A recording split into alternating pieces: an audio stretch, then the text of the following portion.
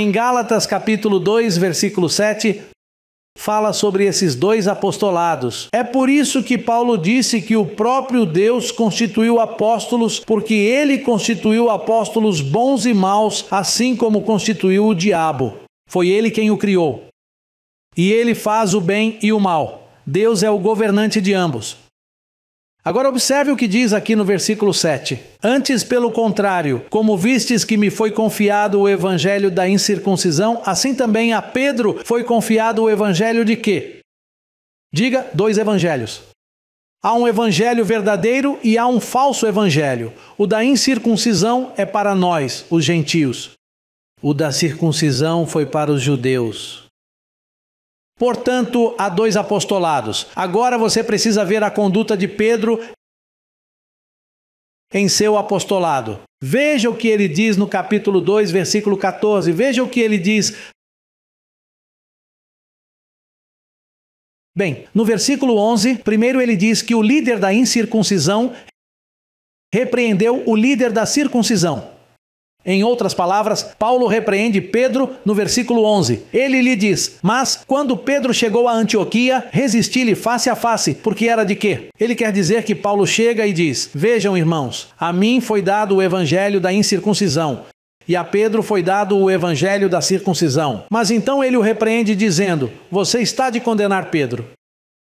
E alguém poderia dizer, imagine se Pedro lhe dissesse, Paulo, se você está dizendo que Deus me deu o evangelho da circuncisão, então fique com os judeus, porque a circuncisão é para os judeus. Isso vem de Moisés, foi um pacto defeituoso, não leve isso para os gentios.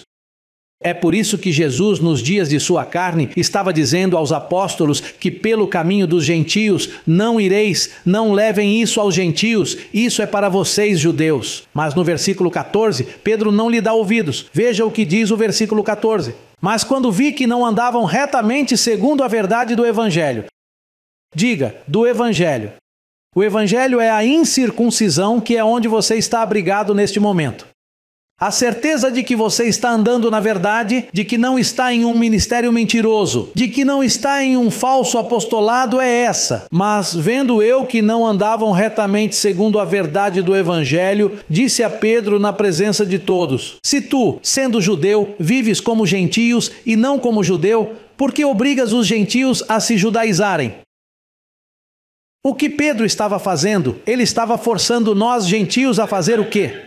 Bem, você sabe que Pedro estava errado, porque seu evangelho era o evangelho da circuncisão para os judeus. O evangelho de Paulo era para nós, os gentios. E então o que acontece? Quando Paulo vai para Roma, ele começa, porque os gentios estavam lá.